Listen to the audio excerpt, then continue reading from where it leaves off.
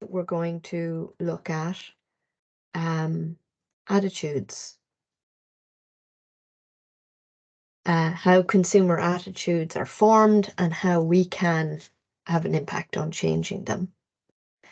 So within this topic, we will try to recognize the importance of attitudes towards products or services, discuss formation of attitudes, explain how change is achieved, understand consumers' attitudes towards ads or advertisements, identify situations when attitudes can predict behavior, and describe factors which influence affective attitudes. So again, starting with definitions, so we're all on the same page. When we talk about attitudes from a marketing point of view, from a consumer behavior point of view, an attitude is a lasting, general evaluation of people, objects, advertisements, or issues. It's lasting because it tends to endure over time. Consumers have attitudes towards a wide range of products, services, ads, internet, and retail stores. There is a general agreement that attitudes are learned. So this is the attitude, this is the idea with psychologists that the belief is attitudes can be learned. And this means attitudes relevant to purchase behavior are formed from direct experience with the product, from word of mouth, information acquired from others. Your friends or family could say, don't buy that product, it's crap. I have it and it was useless, waste of money. You're not going to buy it. You're going to listen to those people that you trust. So that is an attitude that you've learned from them. So internet and other forms of direct marketing can also impact there. As learned predispositions, then, attitudes have a motivational quality. That is, they might propel a consumer towards a particular behavior or turn them away from a particular behavior, as we said, so stop them from buying something. So attitudes are important to understand because they are a guide to the thoughts of consumers and influence the feelings of consumers, and they can affect the behavior specifically of consumers. So that is the bottom line, literally and figuratively. Consumers decide which ads they read, if it's something in written form, which banner ads they look at, if they're on a particular website and there are ads going up the right-hand side or across the bottom or across the top, are they actually going to notice? They decide, once they notice, will they read it? Who to talk to, where to shop, where to eat, depending on attitudes. Attitudes also influence the three essentials of consumer buyer behavior: acquisition, consumption, and disposition of a product. Marketers therefore need to change consumers' attitudes in order to influence consumer decision making and to change consumer behavior. So attitudes can be described in terms of 5 main characteristics. Number 1, favorability refers to how much a consumer likes or dislikes something. Number 2, attitude accessibility, how easy and readily an attitude can be retrieved from memory. So is it memorable? Attitude confidence, how strongly the consumer holds that attitude. In some cases, this can be very strong. So it's hard to change that attitude. And in other cases, a consumer may be less certain. So they may have positive feelings towards something or negative feelings towards something, but it's not very strongly held. So if they hear something new, they can be swayed in the other direction. They can be influenced in that case. Attitude persistence, then, is how long that attitude lasts. An attitude held with confidence may last for a long time, whereas others may last only a short time, might be forgotten. It's not really important to that person. Attitude resistance then is the difficulty of changing that attitude. So attitudes are likely to be more difficult to change when consumers are brand loyal. So attitude formation can be divided into 3 areas: how they are learned, the sources of influence, and the impact of personality on brand formation, on attitude formation. Excuse me. Consumers often purchase new products that are associated with a favorably viewed brand name. Their favorable attitude towards the brand name is frequently the result of repeated satisfaction with other products produced by the same company. An EU consumer survey has found that Irish shoppers are the most likely to stick to tried and tested product brands, and 2/3 of Irish people aged over 40 and slightly less, around half of those between 25 and 40 consistently buy the same brand rather than shopping around. Excuse me.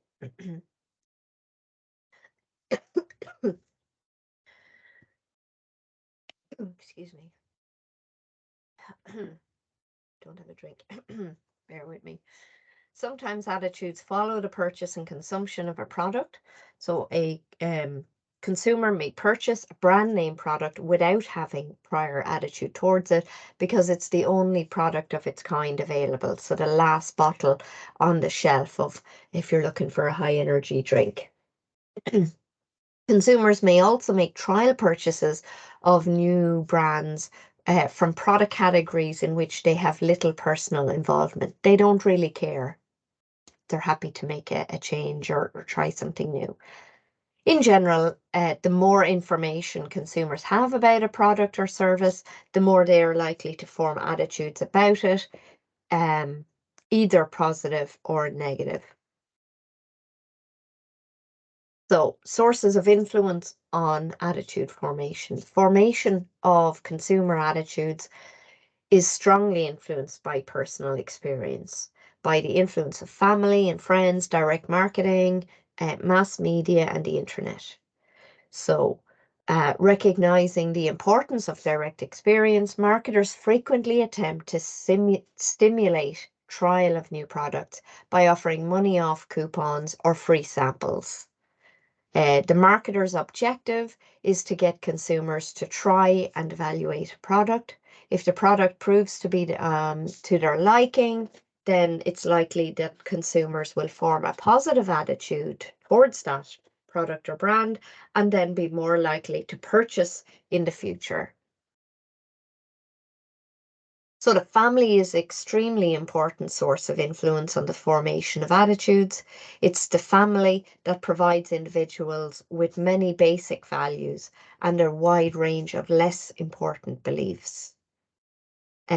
Direct marketing efforts can favorably influence the attitudes of target consumers because selected products and services offered and promotional messages conveyed are very carefully designed to address individual segments' needs and concerns, and therefore achieve higher success rates than mass marketing would. It's more tailored. So research indicates that for consumers who lack direct experience with a product, exposure to an emotionally appealing ad message is more likely to create an attitude towards the product than consumers who previously had direct experience with the product category. Another issue when evaluating the impact of advertising messages on attitude formation is the level of apparent realism that advertising can provide. Television usually provides more realism than would be possible through radio or other traditional forms of advertising. Furthermore, internet has even greater ability to provide telepresence, which is simulated perception of direct experience. So those little case studies you can read for yourselves as always. So the impact of personality. Personality plays a role in attitude formation. Consumers who like information and enjoy thinking, so the cognitive element, they like processing information and knowing as much as possible about something before they make a decision. So consumers who like that are likely to form positive attitudes in response to ads or direct mail that are high in product related information. This means that marketing messages must be credible to generate support arguments and to increase beliefs in the product or service. On the other hand, consumers who do not require a lot of product related information are more likely to form positive attitudes in response to ads that feature an attractive model or a well-known celebrity. In many marketing messages, information is presented by a celebrity, an actor, or a company rep sometimes, or a real consumer. The credibility of these sources plus the credibility of the company should influence consumer attitudes. Social marketing refers to attempts to change consumer attitudes and behaviors in ways that are beneficial to society as a whole. So anything that's trying to get people to recycle more, or any climate positive changes that people can make, switching off lights.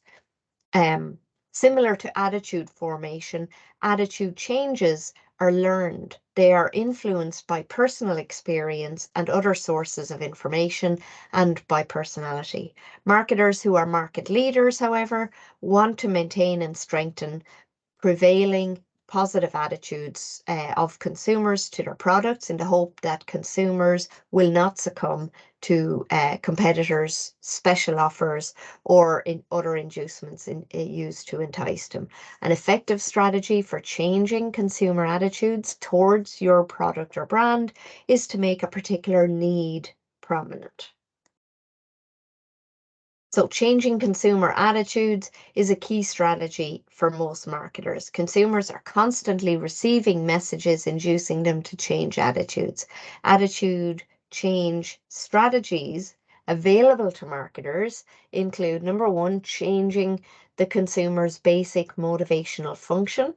Number two, associating the product with an admired group or event.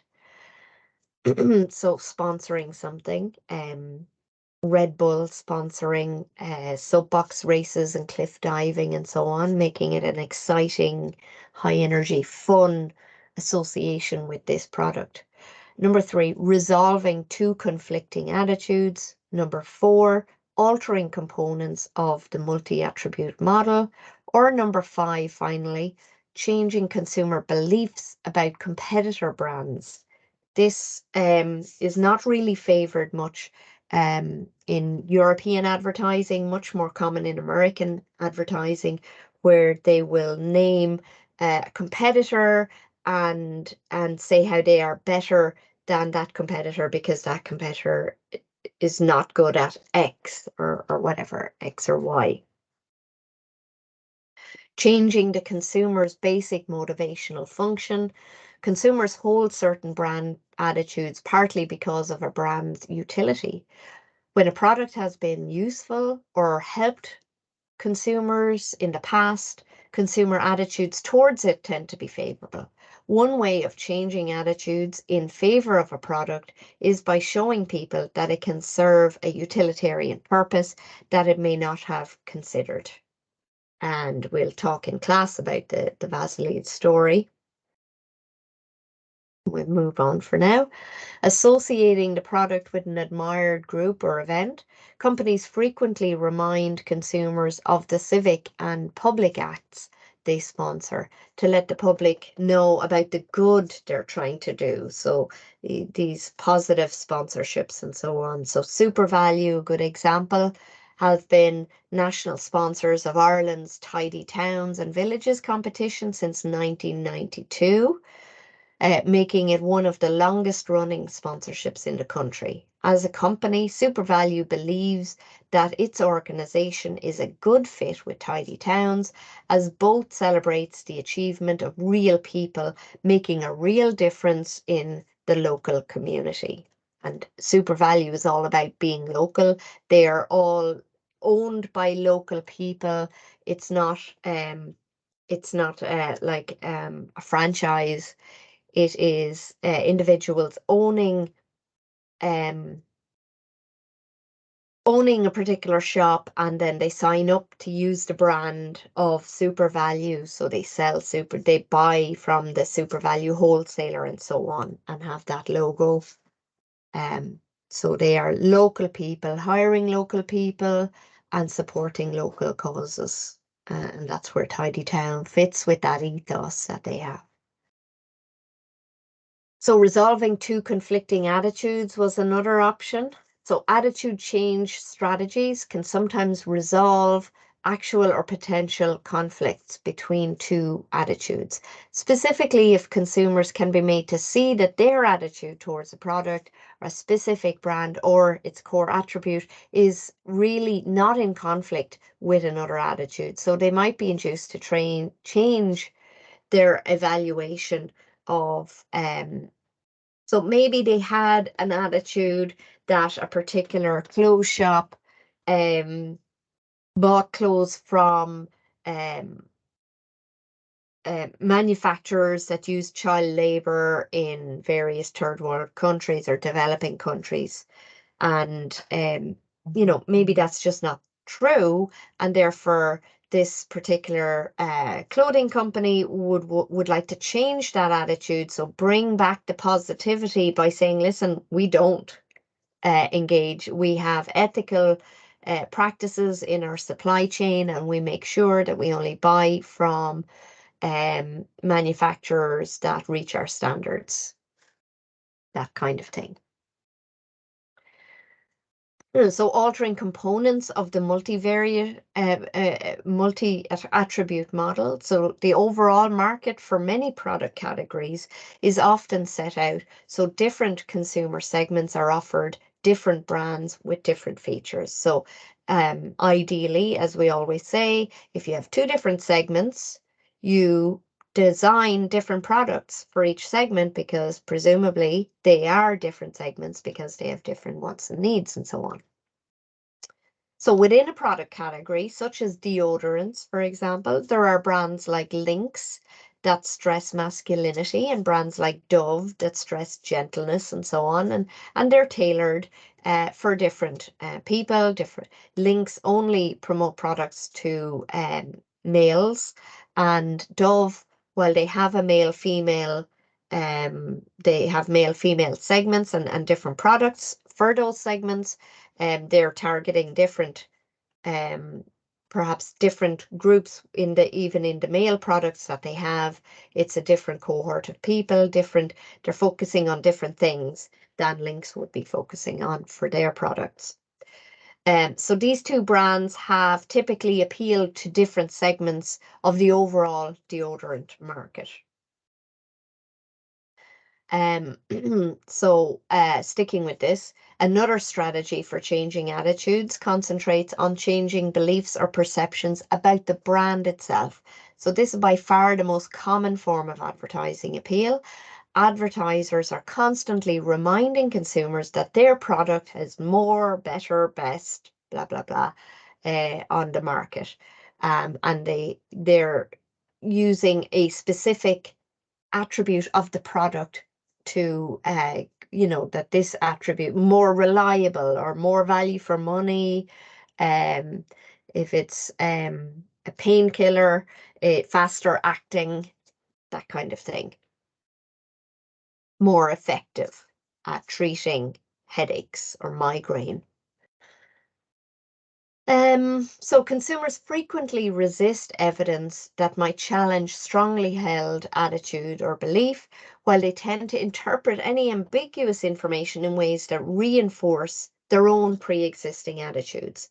So there's confirmation bias. If we have a particular attitude, we will look for things in those ads or in those communications that support that view, and we'll ignore all the other stuff that go against that view.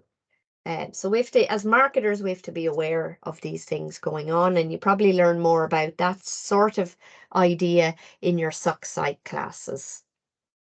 So information suggesting a change in attitude, therefore, needs to be compelling and repeated often enough to overcome natural resistance of letting go of established attitudes. So a further strategy consists of adding an attribute. This can be accomplished by adding an attribute that has either previously been ignored or that represents an improvement or technological innovation. So all the washing powders in the supermarket are constantly using this kind of thing, new, whiter than white, blah, blah, blah. So marketers frequently use phrases such as new improved version. So if you go down the whole aisle of washing powder, various detergents and so on, you're going to see that phrase or similar sounding phrases on virtually all packaging that you'll see. So toothpaste is another example, the white and shine, and so they're always coming up with new variations on that idea. So then the final one, changing consumer beliefs about the competitive brand. So we're focusing and usually naming a particular competitor, and this is very common in America. I've talked about it before, where Tylenol and Advil are two common paracetamol brands in America. They're not usually available here, but they would tend to have marketing campaigns against each other. So it would be Tylenol might say, I don't know which is which, I can't remember. It's a long time since I've lived there. But Tylenol would say, Tylenol, faster acting than Advil. And then Advil would say something of the order, Advil, more effective than Tylenol at treating whatever. So they're focusing on slightly different things, but they're naming the other brand and saying we're better than that in this area. So comparative advertising is a marketing strategy which the marketer claims product superiority for its brand over an explicitly named competitor or an overall category. So the supermarkets lately have started doing that where they name the other brand. So Tesco sometimes will show a receipt listing a basket of standard goods from Dunn's, and they'll show how theirs is better. And Lidl, I think, started that idea, comparing the Lidl prices to either Dunn's or Tesco or whatever.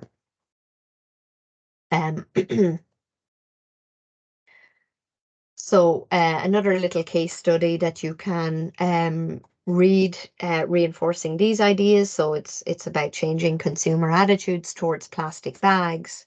And Ireland was one of the first countries to introduce a tax on plastic bags in order to reduce that prevalence of them basically clogging up rivers and hanging out of trees and so on, which was a common feature in landscape. They're very difficult to get up into a tree and get the bits of plastic that are stuck in there, or again, dredging a river to see them stuck on branches in a river or roots. So another approach to attitude change is changing consumers' beliefs, changing consumers' brand attitudes without necessarily changing their beliefs. So we're not going too deep.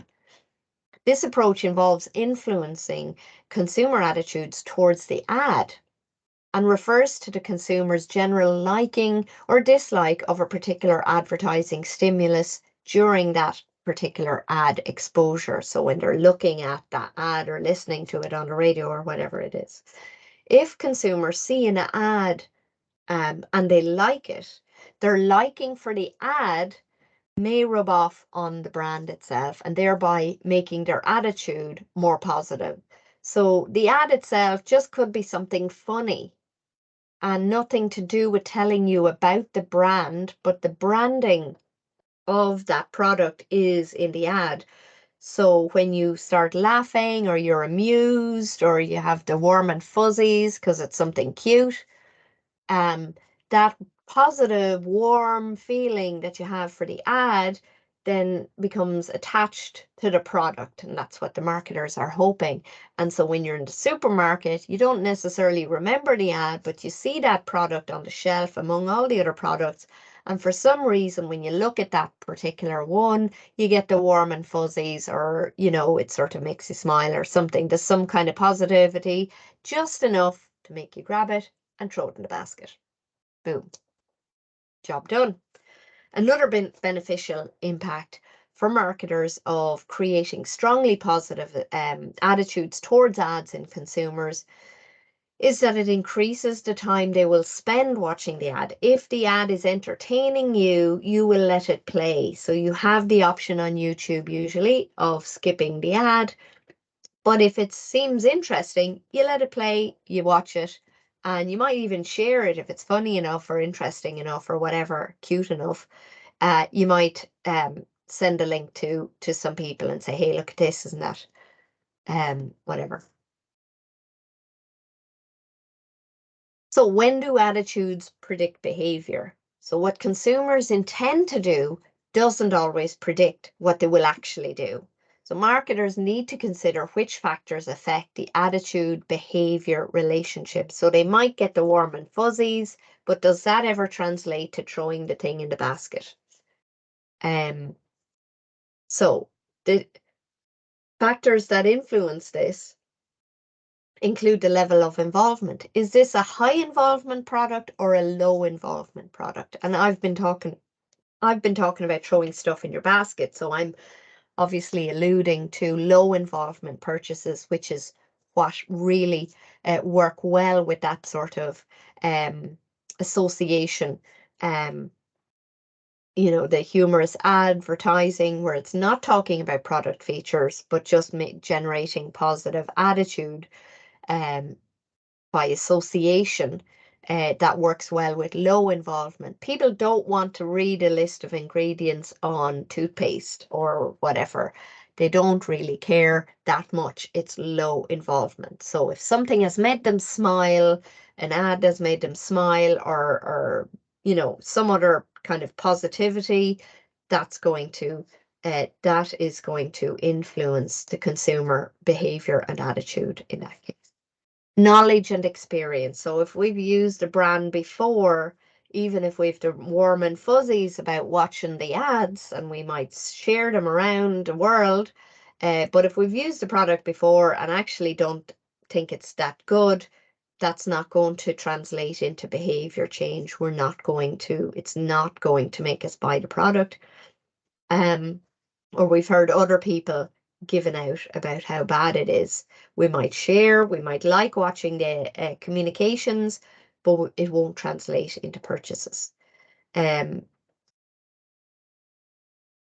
factors: analysis of reasons, accessibility of attitudes, attitude confidence. So if it's a really strongly held attitude that they have, no matter how entertaining your ad is, it may not change. The customer's attitude. Sorry, something irritating my eye. It's one thing after another.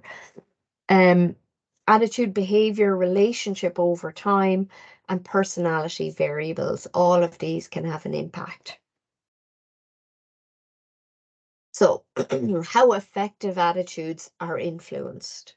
So that how these feelings in the attitudes. When consumers apply a little intellectual processing effort or something logical going on, instead of forming attitudes based on feelings, factors which influence affective attitudes will then rely on so if consumers are the type of people that they actually want to think logically to some degree about their purchases, it's not just the warm and fuzzies we're focusing on. It's not just the feelings that humorous ad. So the communication source, who did that information come from? Is it a reliable source? Is it a credible? Is it a particular, if we're talking about buying running shoes and we saw an ad and it had that Irish athlete who's just broken some records. I can't think of her name right now, but she was popping up on my feed on various social media. And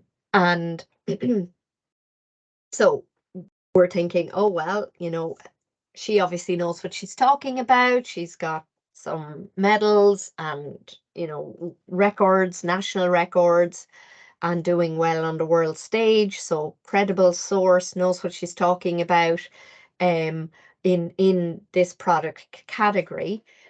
What's the overall message that can have an impact? So obviously, what is this product promising to do? What is she saying it did for her, and so on? In that case, if she is delivering the message and the context. So yeah, what this is all about, what that communication is all about, and repetition, how often. So context also includes, where are we seeing this ad, if it's an ad or communication. Is it an event being sponsored? Is it that she's wearing the logo, or wearing these actual running shoes when she's winning those medals, and so on? What what video clips on YouTube is the ad played at the start of? All of those things are in context. And repetition, how often are we seeing her face be the one tell us that these are awesome shoes? And the more and more and more and more and more we hear it, it sinks in a little bit. So repetition has an impact. How much repetition there is has an impact. So looking at the source, so we're just going to discuss all of these. So we're starting with the source. A large number of ads feature attractive models, spokespersons, or celebrities, thus suggesting that beauty sells, especially in the beauty business, as you might expect. When consumer motivation to process the ad message is low, so low involvement products, people don't really care about listening to exactly what's in the product or how it's made and so on, attractive sources will enhance the favorability of consumer brand attitudes, regardless of whether the message arguments are strong or weak. Consumers are often used for endorsing, so ordinary people, we believe, that kind of thing. And the likability of a celebrity can influence affective attitudes. In particular, celebrity sources can be effective when they can be seen to relate to the product or service. So I use this athlete in particular, because it's relevant. Her use of, we assume she does a lot of her training and all of her actual competitions wearing runners. So obviously we think she's a credible source. So, so an example here, using celebrities to endorse. Now, looking at the message. So the message characteristics include pleasant pictures, music, humor, sex, emotional content, and context. So we don't mean actual sex when we're talking, but something we're just, a sexy person, or, that kind of thing. Maybe allusions to flirtatiousness and stuff like that. So pleasant images are often used to influence consumer message processing. Visual stimuli can affect consumer mood or make an ad likable by making it interesting. Alternatively, marketers can use fear appeals. So I've mentioned before about talking about fear appeals. If we're selling smoke alarms, fear is often used, telling you what your odds of dying in a fire are if you don't have a smoke alarm, versus if you do have a smoke alarm and it gives you that extra minute to get out of the house, you're far more likely to survive. So the marketing in that case will elicit that fear, or anxiety by stressing the negative consequences of not having the smoke alarm, and then saying, we can remove that fear if you buy this device and install it. By arousing that fear, the marketers hope they'll be motivated to think about this message then, and then behave in the desired manner. So get the smoke alarm. So context and repetition then. So ads shown during happy programs and so on, and occasions, may be evaluated more positively than those shown during sad ones, especially if the ads are emotional. However, a TV program if it becomes too emotionally arousing, it may distract from the ads. So people are too busy processing how they feel about the program to pay any attention to the ad break, or the clips on YouTube included. So companies often use repetition to make consumer acquire basic knowledge of important features, benefits of their product, and so on. And repetition enhances that brand awareness and makes the brand name seem familiar, making it easier to recognize in a shop, and increases then the likelihood that consumers will remember it when making a decision. That split decision for those low involvement or repeat purchases, they're literally in the shop going through all the stages of the consumer decision-making process in like the space of 3 seconds. Boom, in the basket. When familiarity leads to liking a product, this is known as the mere exposure effect. So merely exposing them to the brand by lots of different ads, maybe in different locations, it makes them more likely to buy it. Because they don't remember why they know this brand, but better the devil you know, it works in marketing. And they prefer familiar things than unfamiliar things. Another little case study to talking about sex appeal in advertising. And you can read that for yourselves, and you can read the 2 big case studies then also at the end of the chapter. And so those are on the Moodle page as well. You can see the PDFs listed there. So questions based on this topic that are potential exam questions. So you should practice writing out these 4. It's not that much extra study to do. So practice writing out little essay style questions. And as your study, instead of just reading and reading and reading, or watching the recordings, watch the recording again as your study for the exam, and then go through and see if you can pick a question and write that, and open the notes, and maybe use the notes, maybe use extra material to answer the question, and then perhaps the next time you do it, or the next question you try, maybe you might be able to, as you go through the questions, you might be able to do some of them without referring to the book, or whatever works for you. The end result is that you have study notes in your own handwriting. Do this by hand, because your exam is a paper-based exam, and if your exam is paper-based, your study should be paper-based. So obviously do watch the recordings or read the notes, but write out sample answers, and then you have study notes in your own handwriting that you can then use as the cram notes in the last the evening before the exam and the morning of the exam or whatever. You have hopefully a folder with a collection of sample questions for each of the topics that we'll have covered by the end of the term. So question 1, what are attitudes? So it's asking to start with definition to lead into, and what functions do they serve? So with your pen, you can write on your exam paper, have a red pen or whatever pen, even if you only have one, circle the different parts of the question.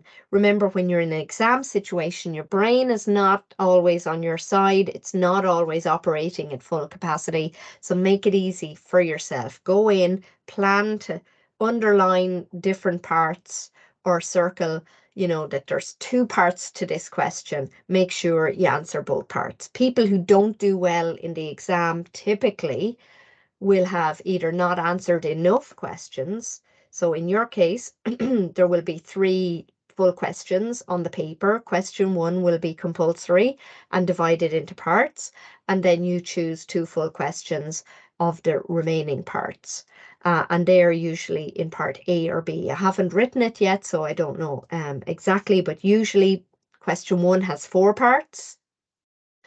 And usually the parts in those questions are 10 mark or 20 mark questions. So that's typically the way it goes, and use the marks to indicate to you how much information to write and how much time to spend on it, and be really strict with your time. It's a minute mark. If it's 10 mark question, spend 10 minutes on it and move on. If you think that's not a full answer, leave a even if you, either way, leave a space, leave a half a page at least between parts of questions, so that if you think of something later on, you even in the last 10 seconds, when they're about to call time, you can scribble down a sentence if there's space to put it in there. If you've written all the way down to the bottom and you've even used the margin and whatever to go down below the last line to finish your point without turning the page. So for some reason, people seem to always do that. Where do you put that extra sentence?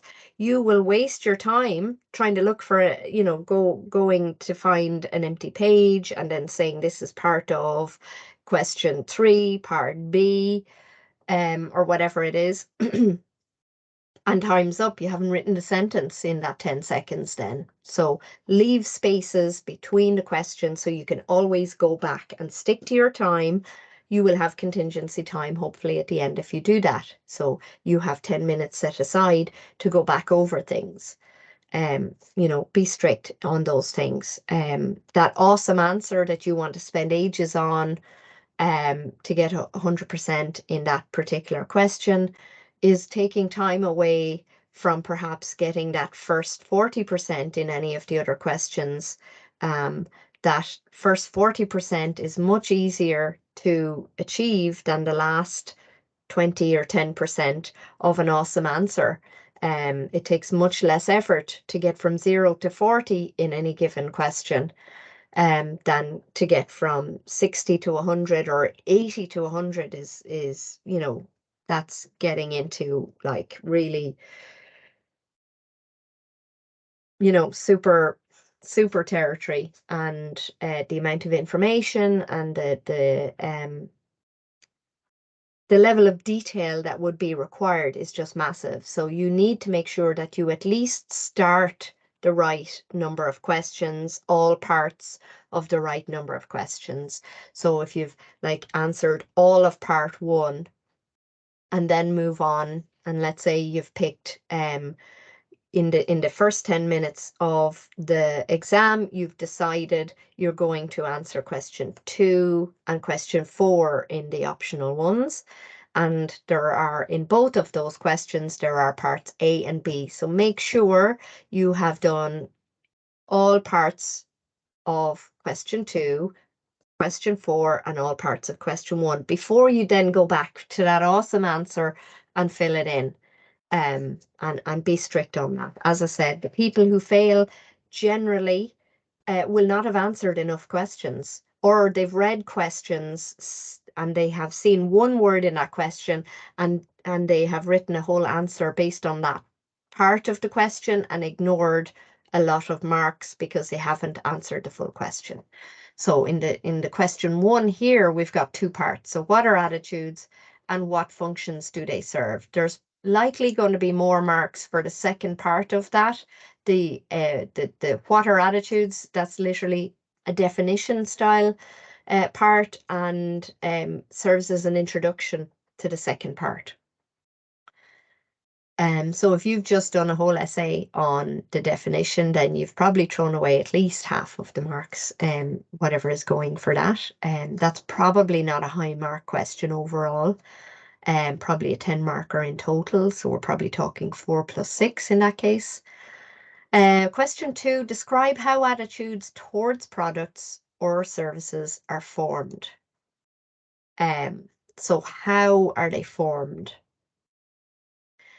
Question 3, what are the advantages and disadvantages? So there's going to be marks looking at positives and separate marks looking at disadvantages or negatives of featuring celebrities in advertising messages. So again, if you've done your whole essay looking at one or the other, you've lost. You're already bringing it down. That could be a 20-mark answer. It's there could be looking for 3 advantages, 3 disadvantages, and 2 marks for the overall question or the overall how the answer comes together type of thing. And in that case, you know, you're being marked out of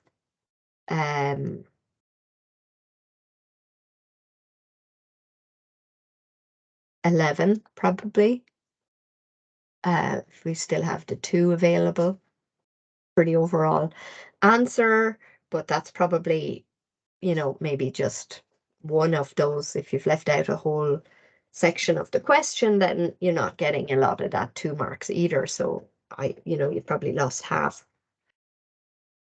Question 4, what roles do source, message, context, and reputation play in influencing consumer attitudes? You know, that's at least going to be 20 mark. That could even be more than 20 mark. It could be a full 30 mark question, depending on, you know what. So base your detail and the time you spend on it on how many marks are going for it. And you know, hopefully, even if it's something slightly different that's on the paper, chances are most of the paper will be taken from these sample questions at the end of each chapter. There might be 1 or 2 new ones that aren't here, but in the main, if you've practiced all of these, chances are you will, you know, the paper is designed to reward people who do the work and learn the information. I'm not trying to catch anyone out here. So do the work and you won't have any surprises on the paper. So we'll be discussing this and the CA in the tutorials this week. All right, thank you.